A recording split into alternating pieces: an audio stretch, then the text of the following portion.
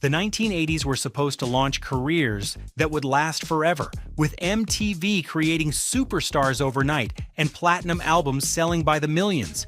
But sometimes the fame disappears just as fast as it arrived, and the artists who once dominated the charts become nothing more than forgotten memories. These are 10 musicians who were absolutely massive in the 80s, but completely faded into obscurity. Story 1. Men at Work.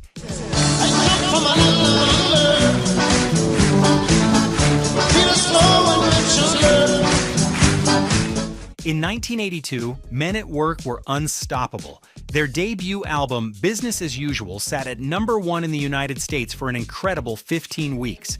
Down Under became one of the most recognizable songs of the entire decade, and the band took home the Grammy Award for Best New Artist at the 1983 ceremony.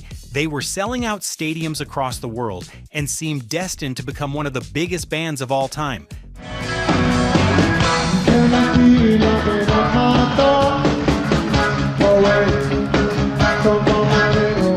But by 1986, just 4 years after their meteoric rise, they had completely disbanded.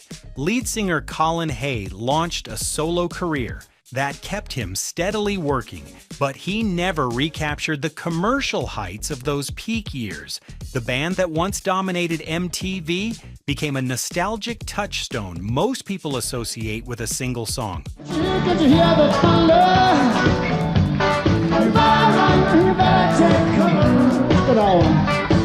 Story 2.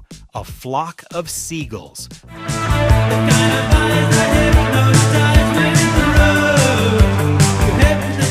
A Flock of Seagulls seemed like they would define the entire decade when I Ran hit the airwaves in 1982. That distinctive keyboard riff and lead singer Mike Score's gravity-defying haircut became iconic images of the 80s. The song went to #9 on the Billboard Hot 100 and was in constant rotation on MTV. They followed it up with Space Age Love Song, which charted but failed to reach the same commercial heights. For a brief moment, A Flock of Seagulls were everywhere. Magazine covers, TV appearances, sold-out tours across America and Europe.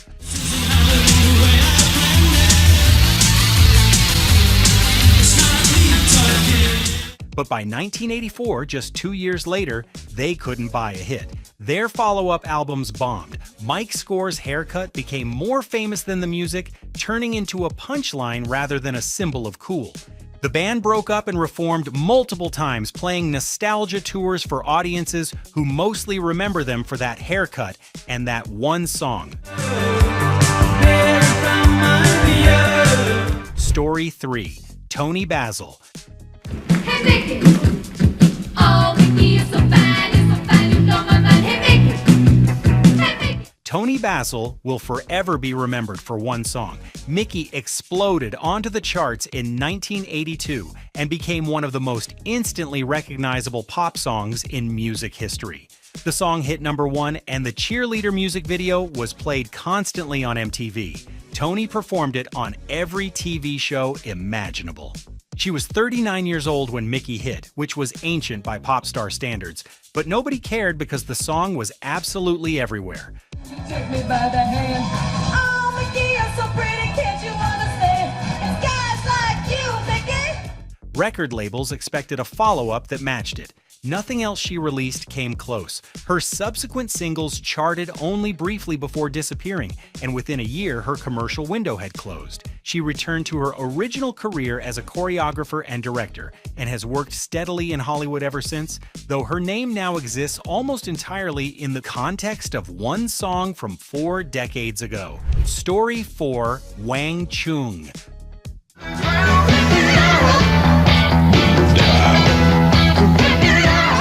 Wang Chung dominated the mid-80s with a string of hits that defined the era. Everybody Have Fun Tonight reached #2 on the Billboard Hot 100 in 1986. Dance Hall Days was another significant hit that held its own on both sides of the Atlantic. Their synth-pop sound was everywhere on radio, and MTV played their videos on repeat. The name Wang Chung became synonymous with 80s excess and fun.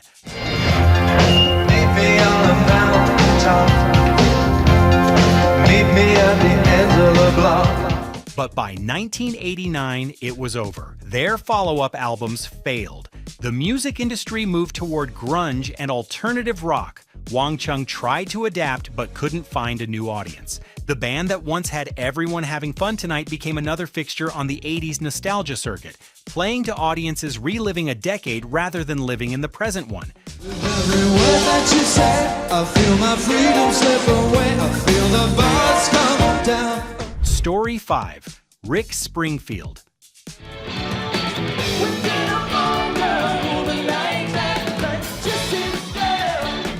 Rick Springfield was one of the biggest stars of the early 80s, not just in music, but in television and pop culture. Jesse's Girl went to #1 on the Hot 100 and won him the Grammy for Best Male Rock Vocal Performance at the 1982 ceremony. He was a teen idol starring on the soap opera General Hospital while simultaneously selling millions of albums. Just let go like that. What kind of fool am I? His concerts were filled with screaming fans. He had multiple top 10 hits, including Don't Talk to Strangers and Affair of the Heart, and seemed to have everything working at once. But by the late 80s, the momentum stalled. His music stopped charting. General Hospital wrote him off the show. His albums started disappointing. The crossover appeal that had made him ubiquitous evaporated, and Rick Springfield went from one of the most recognizable faces in America to a regular presence on the oldies touring circuit.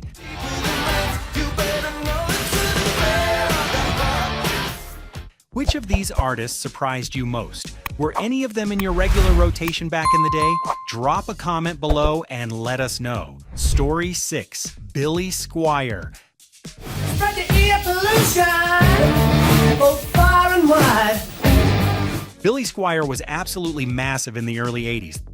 The Stroke was one of the biggest rock songs of 1981. Lonely is the Night and Everybody Wants You were rock radio staples. His album Don't Say No went triple platinum. He was selling out arenas and being mentioned alongside the biggest names in hard rock. MTV couldn't get enough of him.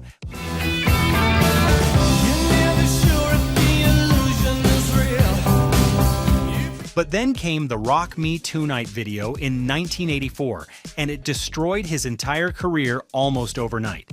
Billy performed in the video wearing a pink tank top, rolling around on satin sheets in a sequence that looked nothing like the rock star image he had built.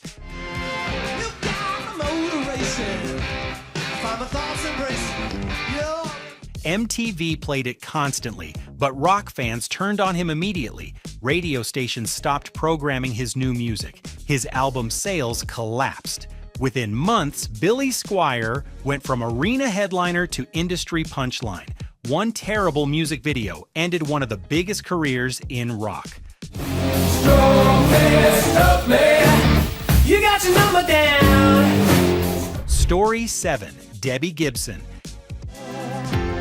You can take me to the sky. Debbie Gibson was a genuine teenage phenomenon in the late 80s. Her debut album, Out of the Blue, sold over 3 million copies and launched a string of hits that kept her on the charts for 2 years straight. Only in My Dreams reached #4 in 1987 and established her as a major pop act. Then Foolish Beat hit #1 in June 1988, making Gibson, at 17 years old, the youngest person ever to write, produce, and perform a #1 single on the Billboard Hot 100. It was a record-setting achievement that deserved more attention than it received.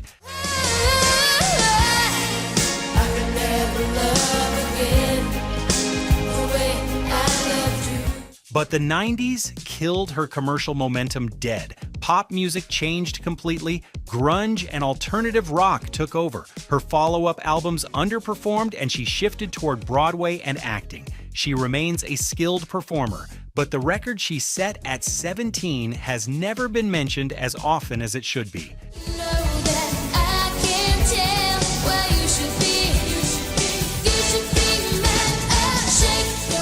Story 8. Laura Branigan. Laura Branigan had one of the biggest voices and biggest hits of the 80s with Gloria in 1982.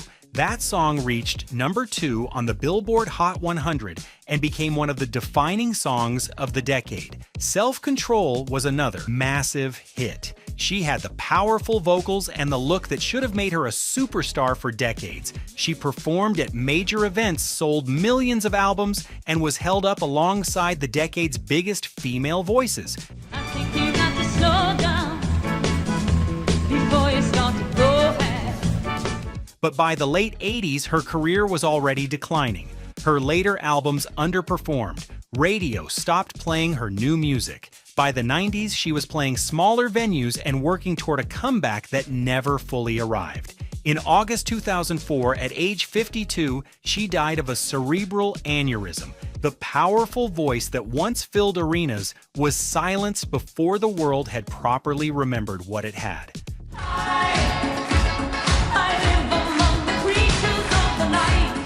Story 9. Christopher Cross. If you get caught between the moon and New York City. Christopher Cross had one of the most successful debut albums in music history. His self-titled 1979 album swept the Grammy Awards at the February 1981 ceremony, winning 5 awards including Album of the Year, Record of the Year, Song of the Year, and Best New Artist. Sailing and Ride Like the Wind were massive hits. Fantasy, think it's the best of me when I'm Arthur's Theme. From the movie, Arthur won him the Academy Award for Best Original Song in 1982. He was literally winning every award possible and seemed destined for legendary status. But then he just disappeared. His follow-up albums failed completely. Radio rejected his new music. MTV never embraced him because his soft rock sound didn't fit their image-focused format. By the mid-80s, Christopher Cross went from 5 Grammys and an Oscar to completely irrelevant. He still tours today, playing theaters and smaller venues, and most people in the audience are shocked to learn he is still performing. The man who won 5 Grammys in a single night became the answer to a trivia question. sailing, takes me away. Story 10. Starship.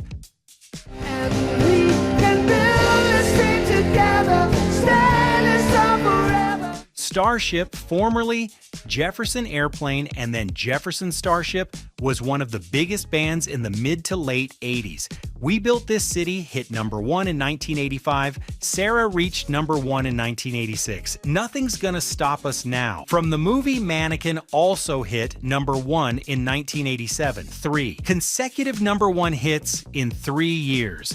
They were everywhere on radio and MTV.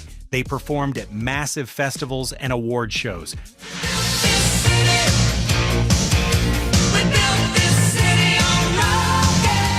Grace Slick was a rock icon, and the band seemed untouchable. But by 1990, it was over. The band broke up amid legal fights over the name.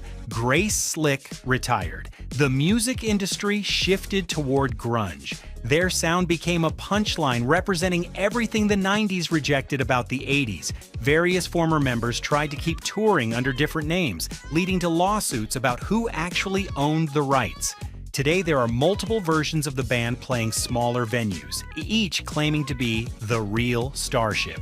The band that had 3 number 1 hits in 3 years completely imploded and became a cautionary tale about how quickly success can become irrelevant.